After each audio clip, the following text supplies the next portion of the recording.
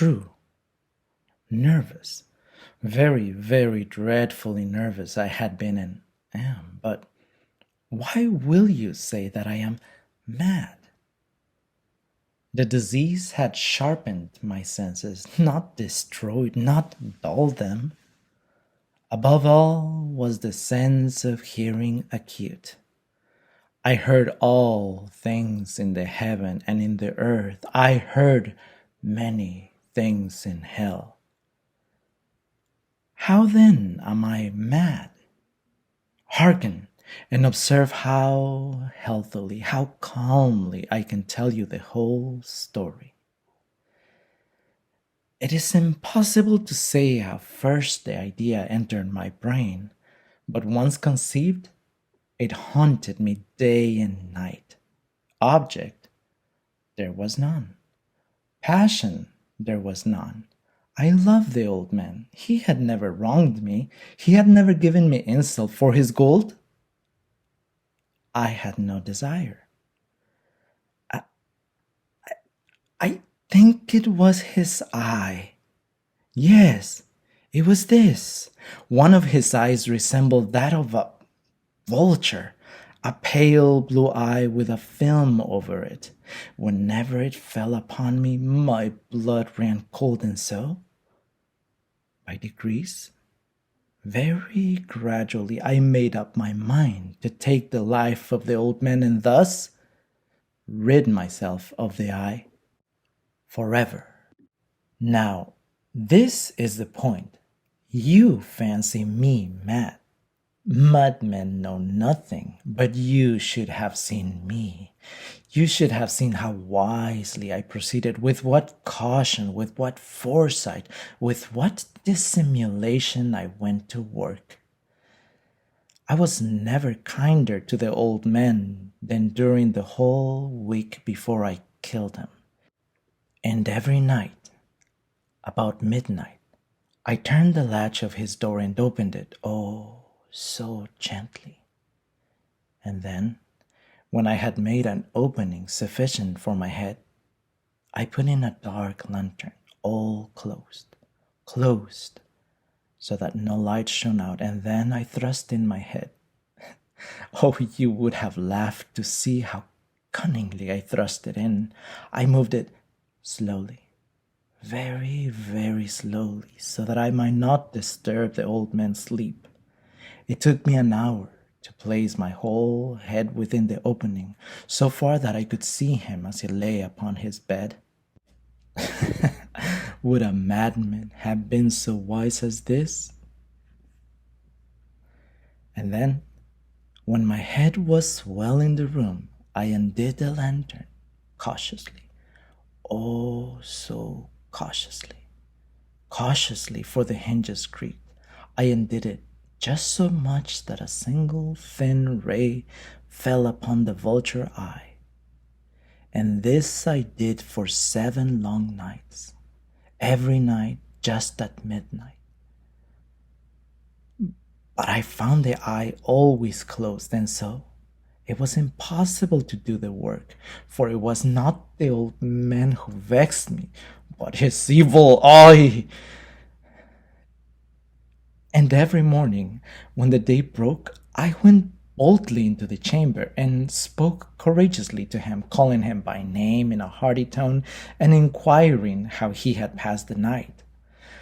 So, you see, he would have been a very profound old man indeed to suspect that every night, just at 12, I looked in upon him while he slept.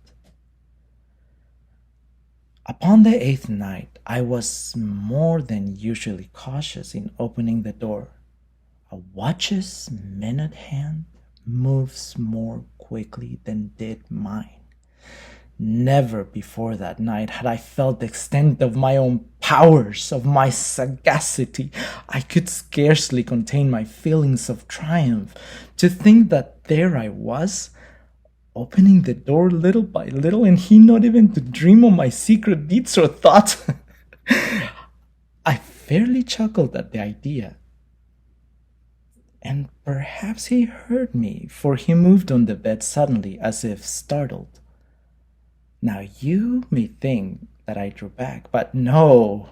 His room was as black as pitch with a thick darkness, for the shutters were close fastened through fears of robbers, and so I knew that he could not see the opening of the door, and I kept pushing it on steadily, steadily. I had my head in and was about to open the lantern when my thumb slipped upon the tin fastening and the old man sprang up in bed, crying out, "Who's there?"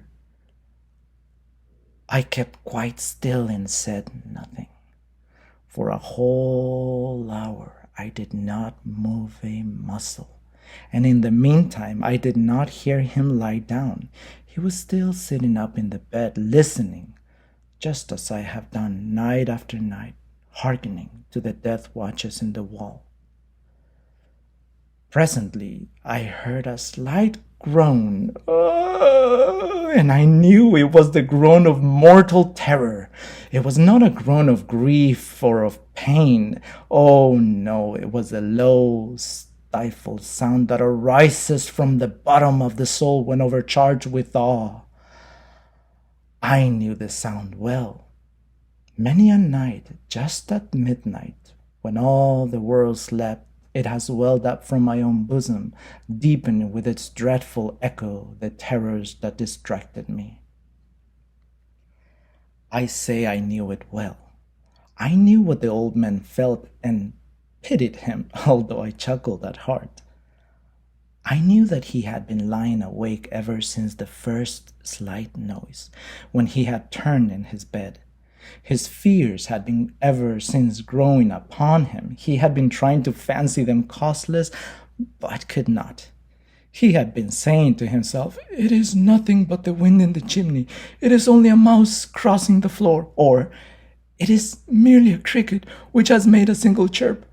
Yes, he has been trying to comfort himself with these suppositions, but he had found all in vain. All in vain, because death in approaching him had stalked his black shadow before him and enveloped the victim. And it was the mournful influence of the unperceived shadow that caused him to feel, although he neither saw nor heard, to feel the presence of my head within the room. When I had waited a long time, very patiently, without hearing him lie down, I resolved to open a very, very little crevice in the lantern. So I opened it. You cannot imagine how stealthily, until at length a single dim ray like the thread of the spider shot from out the crevice and fell upon the vulture eye. It was open, wide open, and I grew furious as I gazed upon it. I saw it with perfect distinctness, all a dull blue with a hideous veil over it that chilled the very marrow in my bones. But I could see nothing else of the old man's face or person, for I had directed the ray as if by instinct, precisely upon the damned spot. And now, have I not told you that what you mistake for madness is but over-acuteness of the senses? Now I say, there came to my ears a low, dull, quick sound, such as a watch makes when enveloped in cotton. I knew that sound well, too. It was the beating of the old man's heart. It increased my fury as the beating of a drum stimulates the soldier into courage. But even yet, I refrained and kept still. I scarcely breathed. I held the lantern motionless. I tried how steadily I could maintain the ray upon the eye. Meantime, the hellish tattoo of the heart increased. It grew quicker and quicker and louder every instant. The old man's terror must have been extreme. It grew louder, I say, louder every moment. Do you mark me well? I have told you that I am nervous. So I am. And now, at the dead hour of the night, amid the dreadful silence of that old house, so strange a noise as this excited me to uncontrollable terror. Yet for some minutes longer I refrained and stood still. But the beating grew louder, louder. I thought the heart must burst, and now a new anxiety seized me. The sound would be heard by a neighbor. The old man's hour had come. With a loud yell, I threw open the lantern and leaped into the room. He shrieked once only. In an instant, I dragged him to the floor and pulled the heavy bed over him. I then smiled gaily to find the deed so far done. But for many minutes, the heart beat on with a muffled sound. This, however, did not vex me. It would not be heard through the wall. At length it ceased. The old man was dead. I removed the bed and examined the corpse. Yes, he was stone dead. I placed my hand upon the heart and held it there many minutes. There was no pulsation. He was stone dead. His eye would trouble me no more. If still you think me mad, you will think so no longer when I describe the wise precautions I took for the concealment of the body. The night waned, and I worked hastily but in silence. First of all, I dismembered the corpse. I cut off the head and the arms and legs. I then took up 3 planks from the flooring of the chamber and deposited all between the scantlings.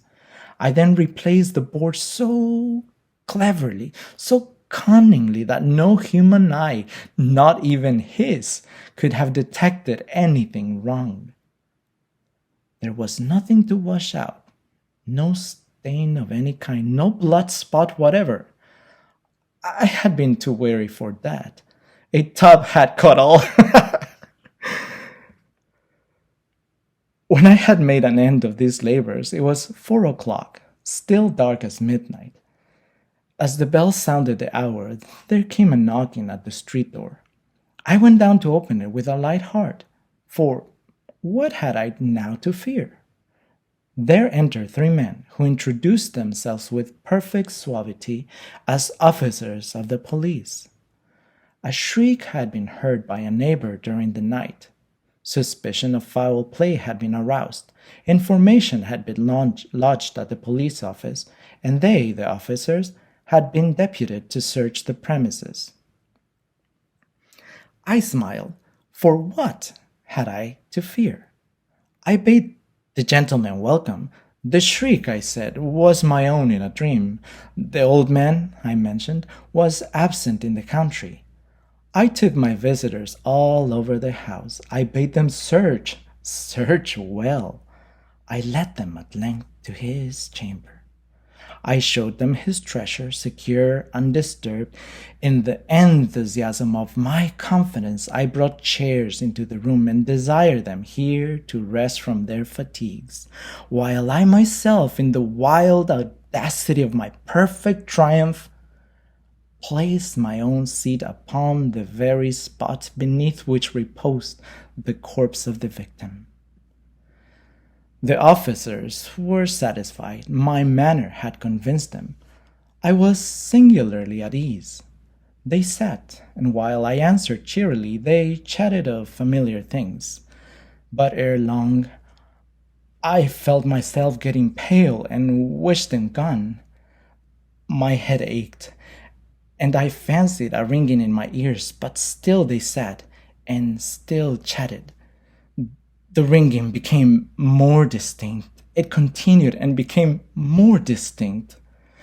I talked more freely to get rid of the feeling, but it continued and gained definitiveness until at length I found that the noise was not within my ears. No doubt I now grew very pale, but I talked more fluently and with a heightened voice, yet The sound increased, and what could I do? It was a low, dull, quick sound, much such a sound as a watch makes when enveloped in cotton. I gasped for breath, and yet the officers heard it not. I talked more quickly, more vehemently, but the noise steadily increased. I arose and argued about trifles in a high key and with violent gesticulation, but the noise steadily increased. Why would they not be gone? I paced the floor to and fro with heavy strides as if excited to fury by the observations of the men, but the noise steadily increased. Oh God, what could I do? I foamed, I raved, I swore, I swung the chair upon which I had been sitting and grated it upon the boards, but the noise arose over all and continually increased. It grew louder, louder, louder, and still the men chatted pleasantly and smiled. Was it possible they heard not? Almighty God, no, no! They heard, they suspected, they knew. They were making a mockery of my horror. This I thought, and this I think, but anything was better than this agony. Anything was more tolerable than this derision. I could bear those hypocritical smiles no longer. I felt that I must scream or die, and now again, hark! Louder, louder, louder, louder! Villains, I shrieked, dissemble no more. I admit the deed. Tear up the planks. Here, here. It is the beating of his hideous heart.